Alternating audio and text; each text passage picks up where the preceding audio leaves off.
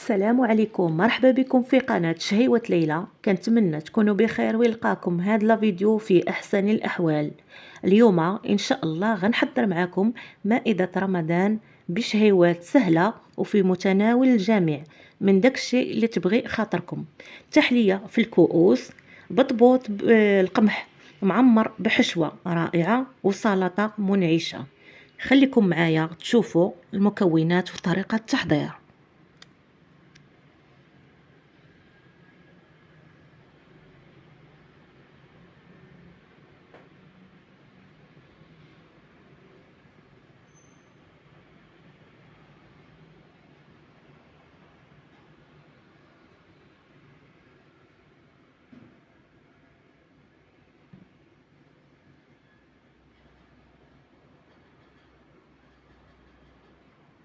هنا البنات كما شفتوا معايا، اول حاجه غادي نبدا بالتحليه في الكؤوس. هنا خديت لتر ديال الحليب البنات وضعته في الكاسرونه. عندي 2 معالق كبار ديال السكر سنيده حبيبات، 2 ساشيات ديال فاني، 2 ديال بيرلي كما شفتوا معايا، وهنا عندي 3 معالق كبار ديال الكريم باتيسير. هانتوما غادي تشوفوا معايا. صافي هنا غادي ندير السكر، وبالنسبه للسكر البنات كيبقى على حسب الذوق. صافي درت لهنا الفاني، وغادي نزيد لا كريم باتيسير البنات، غادي ندير 3 المعالق. هنا راه عبرت لكم بالمعالق حيت بعض المرات كنقول المعالق ولكن المعالق كيكونوا مختلفين، داكشي علاش وريتكم هنايا. صافي هنا غادي ندير 3 كما شفتوا معايا، ومن بعد غادي نجيب الخلاط اليدوي وغادي نبقى نخلط مزيان البنات باش ما يبقاوش ليا دوك الحبيبات في داك الحليب. ضروري تخلطوه هكا وهو بارد. ومن بعد البنات ما غادي نخلط مزيان باش تحيدوا لي دوك الحبيبات. غادي نضعها فوق النار مع التحريك البنات حتى تعقد لي هاد الكريمه ديالي. الطريقه راهي سهله. وهنا البنات كيما شفتوا معايا، من بعد ما وضعتها فوق النار وعقدت لي الكريمه، شوفوا لي الخليط كيفاش كيجي البنات، ما كيتحبب ما حتى شي حاجه. صافي هنا من بعد غادي ندير فيه هاد الدانون بيرلي البنات. بالنسبه لهاد التحليه في الكؤوس كتجي غزاله غزاله بزاف، غير جربوها البنات ما غاديش تندموا عليها. صافي هنا غادي ندير 2 هادو ديال البيرلي. هنا راه كان غادي يطيح ليا داك هذا دانون بيرلي في هاد الكريمه. صافي وغادي نبقى نخلط مزيان. وحاولوا البنات ديروا هذاك البيرلي وهذيك الكريمه سخونه باش يذوب وكتولي واحد. شوفوا لي البنات هنا راه الشوفه ديالها راه كتبان لكم راه انها الكريمه ناجحه. صافي هنا من بعد ما خلطت مزيان كما شفتوا معايا، غادي ندوز نجيب الكؤوس اللي غادي نوضع فيهم هاد الكريمه. صافي هنايا خديت هاد الكيسان كما شفتوا معايا، كيبقى لكم على حسب الكيسان اللي كتبغيتو نتوما توضعوا فيهم هاد التحليه. صافي وغادي نحاول نعمرهم كاملين كما شفتوا معايا، وحاولوا ما تعمروهمش حيت انا غادي ندير 2 طبقات. غندير طبقه ديال هاد الكريمه وغادي ندير طبقه ديال الفريزه البنات.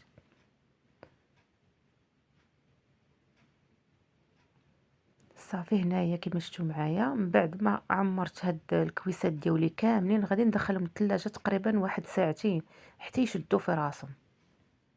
وهنا البنات كما شفتوا معايا خديت هنايا 200 غرام ديال الفريزه البنات. انا كان عندي في المجمد، درت معاه معلقه صغيره ديال السكر، وعندي 2 كيسان ديال الماء، وعندي هنايا هاد الساشي ديال الفلون ديال الفريز البنات.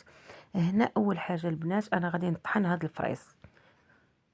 تقدروا نتوما ديروه في المونينيكس البنات، انا عندي هاد الطراب هو اللي كان نطحن به هاد الفريز ديالي. هنا بغيتو طحنوا بحال هكا كما شفتوا معايا، بغيتو تزيدوا معاه الماء البنات. غير هي البنات اللي بغاو يطحنوا في داك المونينيكس حاولوا تخويو الماء مع داك الفريز. صافي وحاولوا طحنوا مزيان، ومني طحنوها البنات حاولوا تصفيوه. انا ما صفيتوش، هي البنات غادي تصفيوه غير باش يتحيد لكم هذوك الحبيبات اللي كيكونوا في الفريز. بالنسبه لهاد الفريز اللي عندي انا ما فيهش هذوك الحبيبات، داكشي علاش خليته هكا عادي. نتوما طحنتوا الفريزه البنات ديالكم حاولوا تصفيوه. صافي هنايا راه طحنت هاد الفريز ديالي كما شفتوا معايا مع داك الماء ومع ديك المعلقه صغيره ديال السكر. هذا سنيدة حبيبات، وكتبقى الحلاوة البنات كما كنقول لكم على حسب الذوق. أنا ما كترش حيت هذا الفلور اللي درت حتى هو ديال الفريز حتى هو البنات راه حلو. صافي وغادي نخلط مزيان كما شفتوا معايا، وغادي ندوز نوضعو فوق النار مع التحريكة البنات. هنا كما شفتوا معايا تقريبا درت واحد 10 ديال الدقائق، ومن بعد غادي نجيب الكؤوس ديالي من الثلاجة من بعد ما جمدوا ليا. شوفوا ليا البنات هنا راه تبارك الله راه شادين راسهم، وغادي نخوي عليهم هذيك الطبقة الثانية البنات ديال الفريز. راه كتجي زوينه زوينه بزاف البنات، غير جربوها. تقدروا تحطوها في الطبيله ديال الفطور ولا ديروها للسحور تسحروا بهم زعما كاين. صافي انا غادي نعمر هاد الكؤوس ديالي كاملين كما شفتوا معايا. الطريقه راه هي سهله، كنتمنى ان شاء الله تشوفوا الفيديو ديالي وتجربوه.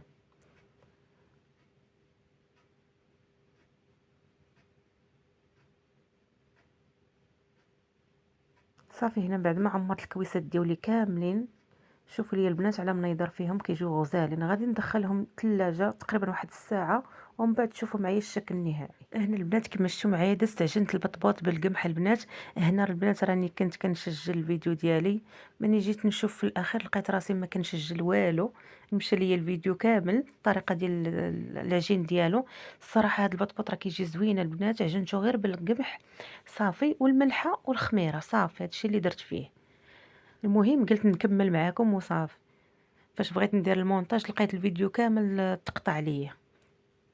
بالنسبه للبنات اللي كيديروا الفيديوهات راه غيكونوا عارفين الطريقه اللي كتوقع. صافي هنايا البنات من بعد ما اختمر ليا البطبوط ديالي كما شفتوا معايا، غادي نقرصو وغادي نديرو بحال هكا خبيزات غير صغيورين البنات، وكتبقى على حسب الطريقه اللي بغيتو ديروهم صغار بغيتو ديروهم كبار.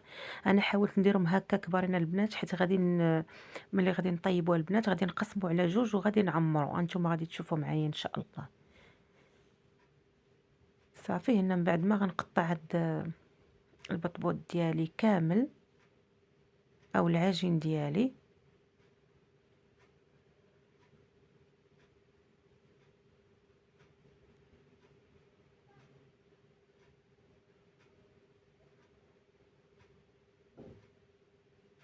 الصراحه البنات هاد البطبوط ديال القمح راه كيجي زوين بزاف وكيجي رطب وخفيف وصحي. صافي هنا من بعد ما هكايا درتهم قريصات صغيورين غادي نخليهم يرتاحوا غير واحد شويه. صافي وغادي نبدا نقرص فيهم البنات.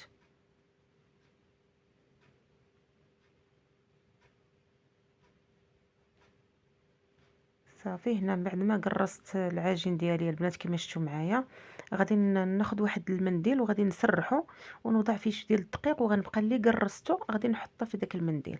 الطريقه راه سهله البنات وتبارك الله راه كلشي كيعرف يعجن البطبوط على هذا الشكل البنات كيجي غزال. صافي غادي نعاود نقرص هاد الثانيه كما شفتوا معايا. الطريقه راه هي سهله.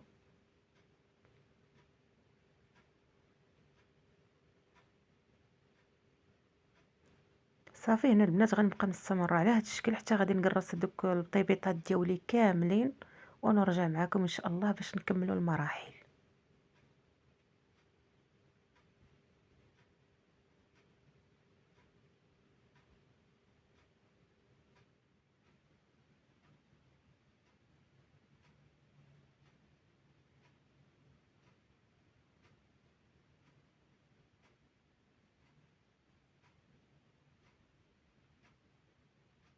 هنا البنات كما شفتوا معايا هنا راه قرصت هذاك البطبوط ديالي كامل ووضعته في هذا المنديل ودرت ليه شويه ديال الدقيق. هنا كما شفتوا معايا تبارك الله راه كيخرج كميه كبيره. صافي هنايا غادي ندوز غادي ناخذ منديل اخر وغادي نغطي هذا البطبوط ديالي ونخليه على خاطرو يطلع ليا واحد شويه البنات. حاولوا ما تخليوش يطلع بزاف، الا خليتوه تطلع بزاف البنات بداو طيبوا فيه راه ما غاديش يجيكم منفوخ من الداخل. حاولوا غير يبان لكم راه تم جاي طالع صافي غتشعلوا المقله وتبداو طيبوا ديال البطبوط ديالكم. صافي انا هنا راه غادي نغطي عليه وغادي نخليه يطلع غير تقريبا واحد شي 15 دقيقه او 20 دقيقه ونبدا نطيب فيه. هنا البنات كما شفتوا معايا صافي غادي نبدا نطيب البطبوط ديالي. هنا خديت واحد المقله وضعتها على النار كما شفتوا معايا، من بعد ما سخنات ليا صافي وضعت فيها البطبوطه ديالي. الطريقة راهي ساهلة وتبارك الله، راه كلشي كيعرف يصايب البطبوط.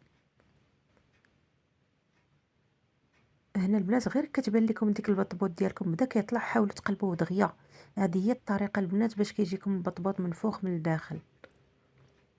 صافي، وتبقاو تدوروا فيه هكايا حتى غادي يتحمر لكم مزيان البنات. الطريقة راهي ساهلة.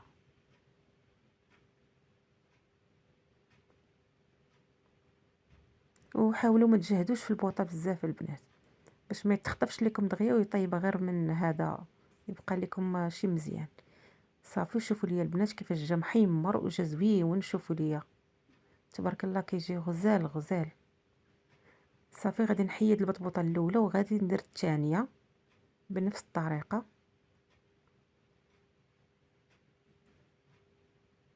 صافي، وكنقص البوطه وكنخليه يطيب. هنا غير تبان لكم راه هي البطبوطه ديالكم بدات كتطلع، صافي كتقلبوا دغيا.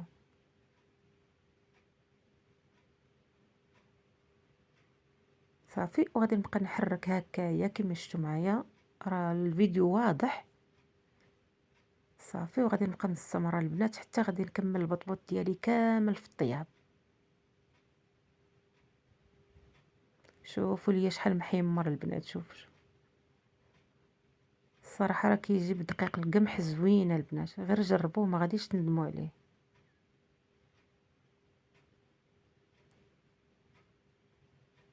هنا البنات غنبقى مستمره حتى غنكمل البطبوط ديالي، وفي هذه الاثناء البنات غادي ندوزو نعملوا الحشو باش غنعمروه. بالنسبه للحشوه البنات ديال هذاك البطبوط باش غنعمرو، خديت هنا 300 غرام ديال الصدر ديال الدجاج اللي شديته البنات وقطعته على شكل طولي على هذا الشكل كما شفتوا معايا، بحال غديروا الشاورما. عندي هنايا معلقه كبيره ديال لا موطارد، عندي هنا راس معلقه ديال الفلفل الاسود اللي هو البزار، وعندي الملحه حتى هي راس معلقه صغيره، عندي جوج دروز ديال الثومه محكوكين في الحكاكه رقيقه، وعندي الصوجه البنات. صافي، هنا غادي نبدا باش غادي نشرمل هاد الدجاج. ضروري ديروا هاد الطريقه البنات باش كتطلق هذيك اللذه وكيجي زوين هذاك الدجاج، طريفات ديال الدجاج. صافي، هنا درت الملحه والبزار. وبالنسبه للملحه البنات كتبقى على حسب الكميه. هنا راه نسيت ما درتش سكينجبير، عاد تفكرت قلت راه شي حاجه ناقصه، ما علاش وليت كنسى بزاف بعد ما كنكون كنخدم وكنسى شحال من حاجه. صافي، هنايا غادي ندير سكينجبير راس معلقه، وغادي ندير هنايا معلقه ديال لا موطارد اللي كتضيف البنات لهاد الدجاج واحد المذاق رائع رائع بزاف. وكما قلت لكم البنات الملحه كتبقى على حسب الذوق، تقدروا تنقصوا تقدروا تزيدوا شويه على حسب الناس، حيت كاينين ما كيبغوش الملحه بزاف. وردوا البال البنات على الصوجه، هنا راه كندير الصوجه عيني ميزان يا البنات. نتوما كديروا الصوجه وكتبقاو تخلطوا، الا بانت لكم خاصه شويه كتزيدوا شويه. داكشي علاش الملحه قلت لكم تنقصوا شويه على حسب الذوق، حيت الصوجه كتكون مالحه البنات. صافي، غادي نخلط مزيان حتى غتدخل ليا التتبيله كامله في داك الدجاج. الطريقه راه ساهله البنات. هنا راه بان ليا ناقصه شويه وغادي نزيد شويه ديال الصوجه. انا البنات راه كنخدم عيني ميزاني، غير كنبغي نعطيكم العبارات باش يجيكم داكشي زوين ومقادد. وما انا ملي كنكون كنطيب كنبقى ندير عيني ميزاني وكيجي تبارك الله داكشي مقادد. صافي، هنا غادي نخلطو مزيان وغنخليه على جنب حتى تدخل ليا هذيك التتبيله كامله اللي وضعت في الدجاج. هنا البنات كما شفتوا معايا بعد ما دخلت لي ديك الشرموله كامله في الدجاج وخليتها واحد شويه، هنا باش غادي ندوز نشحرو ان شاء الله. غنزيد معاه واحد البصله كبيره اللي قطعتها على شكل طولي، وجوج معالق كبار ديال الزيتون مقطع خضر البنات. ودابا غادي ندوزو نشحرو هاد المكونات. هنا البنات دازت غادي نشحر هذوك التوابل ديالي كاملين. هنا خديت المقيله ديالي وضعت فيها البصله اللي قطعت ودرت فيها معلقه كبيره ديال زيت الزيتون. صافي، وغادي نشحر هاد البصيله ديالي كما شفتوا معايا. الطريقه راه هي سهله وواضحه في الفيديو. صافي، هنايا غير تبان لكم البنات هذيك البصيله ديالكم هبطات، صافي غادي تزيدوا معاها هذاك الصدر ديال الدجاج بحال هكا البنات. صافي، انا هنا غادي ندير هذاك الصدر ديال الدجاج. وبالنسبه للصدر ديال الدجاج البنات انا دغيا كيطيب ليا كنبقى نشحر غير واحد شويه هكايا، صافي دغيا تبارك الله تيطيب. بالاخص البنات اللي كنتو شرملتوه وخليتوه بحال دابا تشرملوه وتغطيو عليه. تقدروا ديروا هاد الطريقه حتى بالليل، تشرملوها وتغطيوه عليها بالسلوفان او شي هكا شي بواطه ولا شي حاجه وديروه في الثلاجه، والغد ليه عاد طيبوا به راه كيجي البنات زوين ولذيذ بزاف. صافي، هنا من بعد ما شحرته، من بعد ما شحرته البنات كما شفتوا معايا. ليلى ليلى ليلى تي هلا دابا ما شفتش صافي هنا غادي نزيد الزيتون خضر كما شفتوا معايا حتى الاخر عاد كنديرو. غادي نحرك غير واحد شويه باش تدخل ليا ديك التوابل كامله اللي درت فيها الدجاج في داك الزيتون. صافي ومن بعد البنات غادي نطفي عليه ونخليه يبرد غير واحد شويه وندوزو نعمرو البطبوط ديالنا. الطريقه راه هي سهله، كنتمنى ان شاء الله تشوفوا الفيديو ديالي وتجربوه. هنا البنات كما شفتوا معايا غادي ندوزو نعمروا البطبوط ديالنا بديك الحشوه اللي طيبت وقعدت دايره البنات على الصوت ديال البنوته صغيره.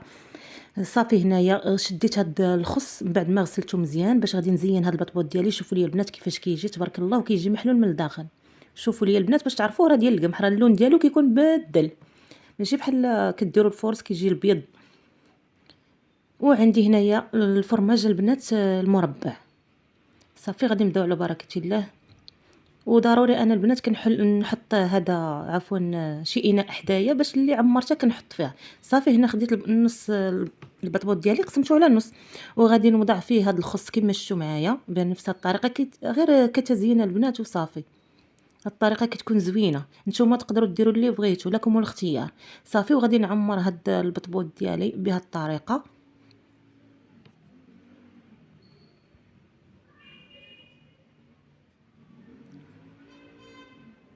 حاولوا تقادوه. صافي وغادي نجيب الفرماج ديالي هذا المربع غادي نقسمو على جوج وغادي نوضعو فيه هاد البطبوط ديالي على هاد الشكل البنات. تقدروا عاوتاني تاخذوا الفرماج احمر وتحكوه في الحكاكه وتوضعوه من الفوق حتى هو البنات راه كيجي زوين. بغيتوا ديروا المايونيز والكيتشوب. بالنسبه للناس اللي كيبغوا المايونيز والكيتشوب انا ما كنديرهاش صراحه. بالنسبه للناس اللي تيبغيو هذاك الشيء يقدروا يزيدوه هنايا. هي من الاحسن هكا احسن البنات كيكون طبيعي وزوين. غير انا كنعطيكم كفكره وصافي. بالنسبه للناس اللي كيبغيو الكيتشوب والمايونيز يقدروا يزيدوها ماشي مشكل. صافي هنا غادي نعمر البطبوط ديالي بنفس الطريقه البنات على هذا الشكل كما شفتوا معايا. وغادي نوضع فيه الفرماج. الطريقه راه سهله البنات. كنتمنى ان شاء الله تشوفوا الفيديو ديالي وتجربوه، راه غادي يعجبكم البنات. تقدروا توجهوه لوليداتكم وحتى نتوما علاش لا على هذا الشكل. راه غير المنظر ديالو البنات كيكون كيشهي. صافي هنا البنات كما شفتوا معايا من بعد ما كملت البطبوط ديالي كامل زينته هنا بهاد طوماط سوغيز ومن بعد تشوفوا معايا الشكل النهائي ان شاء الله. هنا البنات درت غنحضر واحد الشلاضه اللي خفيفه وكتجي لذيذه البنات. هنا خديت الباربه، باربه وحده كبيره مقطعه ومنقيه. عندي هنا طوماط سوغيز او مطيشه صغيره، عندي الحمراء والصفراء، عندي الخيار قطعته رقيق هنا، عندي البيض ديال السمان، عندي الذره المعلبه وعندي اللوبيا وعندي هنا الخص البنات من بعد ما قطعته هكا رقيق. الطريقه راه سهله. بالنسبه للبنات اللوبيا والذره المعلبه راني درتها في هذا طريقه التصبير ديالها وداكشي ان شاء الله راه غادي نشاركها معكم. راه كتجي زوينه حتى هي. بالنسبه للوبيا وهادو ماشي سلقتهم، درتهم معلبين. ان شاء الله راه خليت فيديو خاص بهم غادي نوريهم لكم. غير الوقت البنات اللي ما كاينش داكشي علاش كنبقى نبخل عليكم شويه. ان شاء الله راه غنبقى نشارك معكم بزاف الوصفات. هنا خديت طبيسيل جوج ديولي، حاولت ندير جوج باش نفرقهم. ضعت فيهم الخص وغندير فيهم اللوبيا البنات. الطريقه راه هي سهله وانا الصراحه من عشاق ديال السلطات.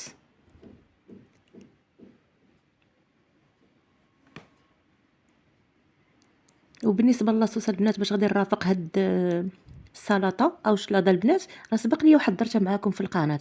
غير انايا تندير وضع فيها زيت الزيتون تقريبا واحد 3 ديال المعالق، معلقه صغيره ديال لاموطار، شويه الملحه، شويه ديال البزاره البنات.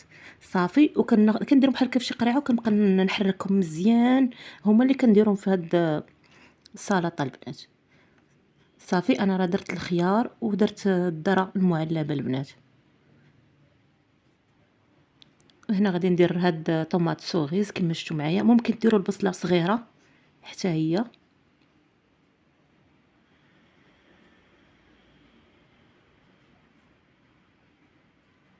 وصراحه البنات راه حتى لاخر ساعه وكتوجد دغيا هاد السلطه كتجي زوينه زوينه بزاف ومنعشه البنات، بخصوص في تحطوها في الطبيله ديال رمضان.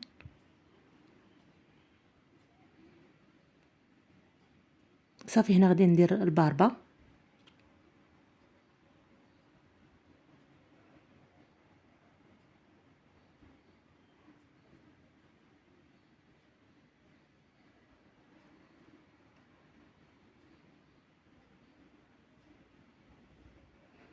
وممكن البنات ديروا هاد السلطه في اناء واحد، غير انا حاولت ندير على جوج باش الناس اللي من هاد البلاصه يقدروا ياكلوا منه شويه، والناس من هاد البلاصه يقدروا ياكلوا شويه. داكشي علاش فرقت على جوج طبيصلات. نتوما تقدروا ديروا غير طبيصل واحد. وبالنسبه للتزيين البنات راه كيبقى اختياري، تقدروا ديروا الحاجات اللي كتبغيو نتومايا، غير هي البنات راه العين اللي كتاكل. باش شديتوا الحاجه وقاديتوها وداكشي راه كتكون زوينه. صافي هنا من بعد ما وضعت ديك الباربه ديالي كامله غادي ندير البيض ديال السمانه البنات. وماشي باش شرط ديروا هذا البيض السمان، تقدروا تاخذوا غير البيض العادي وتقطعوه، تسلقوه وتقطعوه على شكل بحال كجوج ولا على 4 وتزينوا به. لكم الاختيار البنات، الاهم البنات هي تكون بنينه. صافي هنا البنات من بعد ما كملتها غنرجع معكم ان شاء الله باش تشوفوا الشكل النهائي ديالها. وهنا البنات دزت حضرت هاد لي فولوفو ان شاء الله حتى هما راه غادي نخلي لكم فيديو خاص بهم، حيت طويل واحد شويه البنات، حيت صايبتهم بلي بات فيتي ولي بات فيتي كتبغي الخدمه شويه. داكشي علاش درت لهم فيديو بحدهم خاصه البنات. وريتكم هنا غير شي لقطات. هنا راه عمرتهم البنات بالبيشاميل وبالكروفيت. صافي ومن بعد البنات هنايا غادي ندير الفرماج موزاريلا من الفوق كما شفتوا معايا. وبالنسبه لي فولوفو راه كيكونوا طيبين، غادي ندخلهم غير الفران غير واحد شويه باش يذوب ليا غير هذاك الفرماج البنات. صافي وكنخرجهم. وكما قلت لكم البنات غادي ندير لكم فيديو خاص بهم. صافي هذا هو الشكل النهائي ديالهم البنات، وغادي ندخلهم غير يذوب الفرماج ونخرجهم. وهذا هو الشكل النهائي ديال مائدة الفطور ديال رمضان بشهيوات رائعة وسهلة. هنا هذه التحلية ديال الكؤوس اللي صايبت معاكم، هنا السلطة حتى هي، هنا لي فولوفو البنات ان شاء الله غادي ندير لكم فيديو خاص بهم. هنايا البنات درت الحوت مع الفريت في الفران. بالنسبه للحوت شرملته، وسبق لي راه شرملت درت معكم الشرموله ديال الحوت بالزعتر والثومه. وهنايا البنات البطبوط اللي عمرت معاكم. هنا كما شفتوا معايا لي سيجار بالحوت حتى هما راه سبق لي وحضرتهم معكم في القناه. كنتمنى لا فيديو ديال اليوم ينال الاعجاب ديالكم. الى عجبكم لا فيديو ديال اليوم ما تنسونيش من اللايكات والبارطاج مع الاهل والاصدقاء. وشكرا لكم بزاف بزاف على التعاليق الزوينه ديالكم اللي كتفرحني. خليت لكم الراحه، نتلاقاو في فيديو اخر ان شاء الله.